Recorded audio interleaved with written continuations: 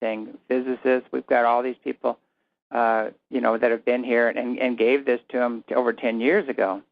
And then I see him, saying, well, they're going to the moon because they're searching for anti-gravity, and they're digging up the moon with these massive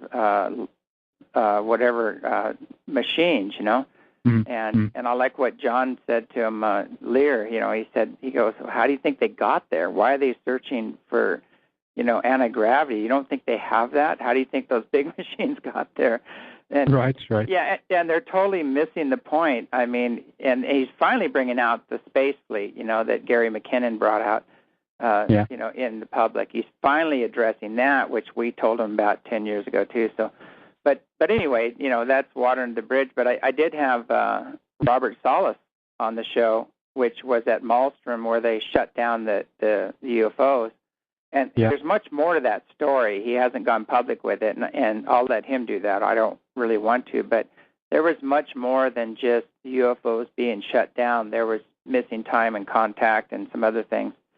And I asked him point blank, on the show, when I had him on the show, I said, so I'm really worried about this threat program and that's being pushed by, the mainstream and keeping the fear going and the againstness and the aggression and all this other stuff, which is totally contrary to contact. And I said, how do you feel about that? And he said, he goes, I think they're benevolent, and I think they're warning us, and they're very concerned about our nuclear capabilities and what we're doing, and they really want us to knock it off. So here you have the head guy that's talking about the missile stuff, giving a different story. And I agree with you. I am really concerned. Carol Rosen said, Werner von Braun, said that the next false flag is going to be a mock UFO invasion, a fake one. So, I agree with that. And I think when we get these people on the show, we should have them on the show and just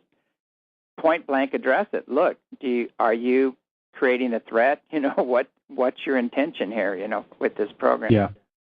I mean, one of the later outspoken voices as well is even Stephen Hawking. Don't know if you remember that. There was a couple of months ago. I think you don't talk to ET. That could be dangerous as well. But I'm also kind of interested in this whole shutting down of nukes thing. I mean, obviously, that's sending a very strong message. She could even be perceived as think about this in the terms of let's say a military, an officer or a captain or a commander or something like that. That would be perceived almost like an act of war, wouldn't it? It feels like to me, even if ET is out there, or rather, if this is ET that is out there doing this, I wonder what kind of level they're at if they were actually would to go down here and shut off our nukes and things like that. It's a tricky one, but to me it feels like I'm not so sure that they would actually do that. Could this be again another human technology out there, a black ops program that in some way is they have these crafts out there. I believe in a way that the human beings have some kind of technology here that they can do this stuff with, and they could possibly act as an ET and go to these sites to shut them down, because on one level that would be considered to be kind of an act of maybe not war, but it would be a reason for these military commanders and stuff to kind of toughen up a bit more and become very cautious about this. Like, okay, are they trying to shut things down? What does that mean in that sense, that if they're shutting down our defense systems in that way? Maybe they start to think in that process, okay, we got to gun up even more now in one way. So I'm not sure that ET would do that in one way. I don't know if you agree with that, James, but to me it seems a little bit kind of fishy. I'm cautious about it. I don't know if ET and intelligent race would do that actually at this point in stage in human, the level that we are at on Earth and the many problems we're faced with right now. I don't know if they would come down here and kind of mess with those things. What do you think, James? I think about it. Okay, if I was given this extreme technology and they had the ability to do something, and I was very concerned with where humanity was going right now, especially with this war footing and this aggression, and this corporations taking over the military and with our offense department, which used to be a defense department. I think putting myself in that position, I think I would step in and say, okay, no more toys, especially nuclear weapons. You can't. There's a limit to allowing. You cannot play with these. Get rid of them. And then, the Inner Earth guys, that Admiral Byrd's expedition, that was their main thing. They said that get rid of the nukes. You cannot have this kind of technology. We're really concerned about it. It's affecting not just your world, but our world and other dimensions as well. So I look at, with an open mind, I thought about it. I said, I would probably use my technology as a warning saying, this isn't going to work. You might as well get rid of it.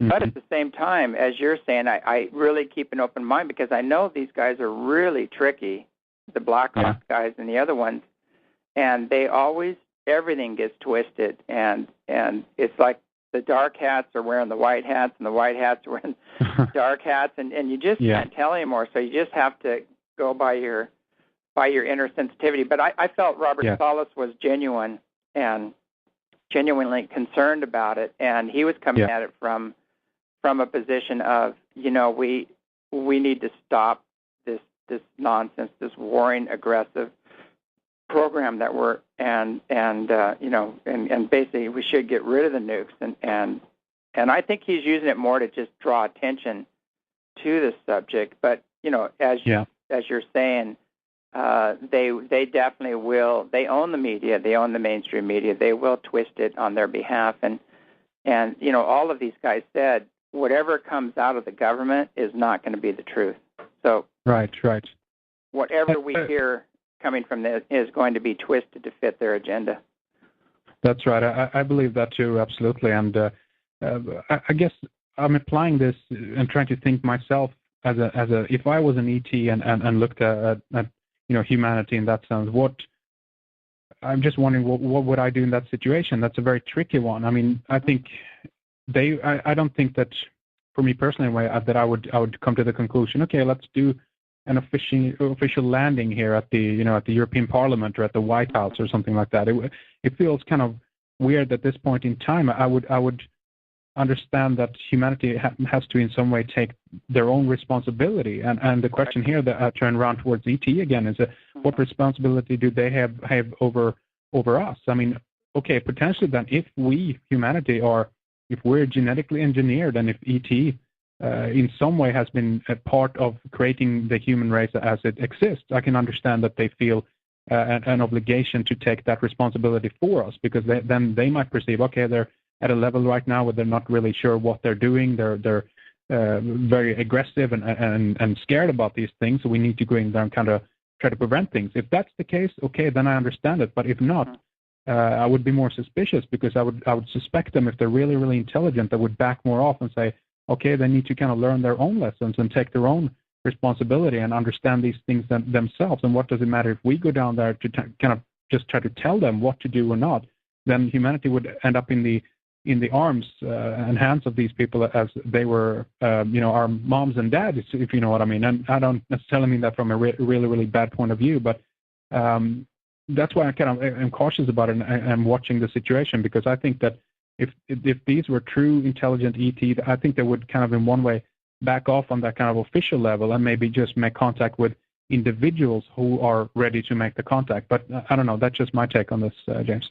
No, I think that's very accurate. That's pretty much the take. But I have a feeling they do have a limit to allowing, and there's some things that they are going to say are not going to be allowed. And I've heard from the higher beings that they said that nuclear war is not an option. They're not going to allow that to happen. And although there will be people that are going to try to plant these things, and there are some programs out there where actually contractors, war contractors that are making a lot of money, will go in and plant things in different countries and blow them off just to keep the war going. And it's all about just reckless greed and no respect for life at all. They have.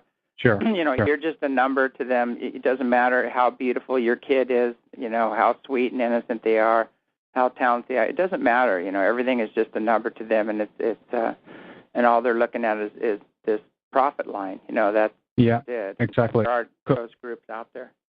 Absolutely. Control of humanity at every level, full spectrum dominance, as they've even referred to it as. And I think that, we have to be careful about this and watch how this would go. I think that, and that's why I think that they possibly could take this to the ET level, even these people in that sense, and try to blame ET for this, because I think that the line is drawn. Again, if I look at it from the perspective that if I were part of an extraterrestrial, group in some way, or representative, let's say, from a planet or something like that, visiting Earth, and kind of covertly watching over what we're doing down here, then I could understand that if we were to take this war into space, that they definitely would interject or come in some way and show us that no, you're not allowed to do this. And as the Disclosure Project revealed in some of those interviews, that's what actually happened there, that as soon as they tried to do some kind of weaponization of space, that's when the real intervention came. But in terms of what goes on planet Earth, as long as we don't take it into their realm, so to speak, I suspect that they would back off more. But who knows? I mean, who knows? Really who they are out there and what their agenda is, if any, and also what their relationship is to humanity, if they indeed have this kind of feeling of responsibility, depending on how participatory they were in the when the dawn of man occurred, if I can put it that way. So, they actually talked a lot about that. I've had communication with them for quite some time, and I put it out there. People can take it or leave it. It doesn't matter. But the information I was getting is that the Atlantis and Lemurian colonies were Pleiadian colonies. They were started by the Pleiadians, and there was other star nations involved as well. So they have kind of a responsibility for the fall and what happened back then, and kind of we're like the remnants of that last one. And although there were things that happened, with the Anunnaki 400,000 years ago, there was other things happened. But the latest two major colonies, were actually established by the Pleiades. And what they're telling me is that what happened is that there was all these other influences that came in, and other low-level ETs and other realms that were working in here, that were of a negative persuasion, and that's starting to phase out through energetics and evolution. It's phasing out, and we're moving into the next level. And so the scepter has kind of been passed back to the Pleiadians, or there's a council, a consortium, you might say, of very benevolent beings that are stepping in to assist, in this birthing process. But again, they said that we're not here to do it for you. We're not going to you up and infect another planet, and that we have to rise to the occasion to have these experiences. And as you said, I don't think there's any reason for them to land on the White House lawn, considering what is going on there. There's no there's no integrity. There's no honesty. There's really no service, oriented, as a whole, people going on there, and there's really no reason for them to land there. Yes, see, because to me that would be like, in one way, not acknowledging that humanity has been suppressed under these forces, under the conspirators that have been held down humanity for such a long time. So if ET were to land, as you say, on the White House lawn and kind of, meet and greet with the president or what have you, and try to kind of do some diplomatic talk, I think many people at that point would kind of see through that scam and say, wait a minute, are these guys supposed to be smart or not? What do they know about, human history and things like that? If they don't know that the president doesn't really hold any power, then why would they go there and officially acknowledge, him as the greatest leader, or her, depending on when this happens? But so it's an interesting point. We'll just have to see. But I'm with you there, James. I think that they, if we're talking about the real deal here, so to speak, I think that they would be more of a nature of kind of just waiting us out a bit and expecting us to do the hard work, if you know what I mean, instead of going down and doing that for us.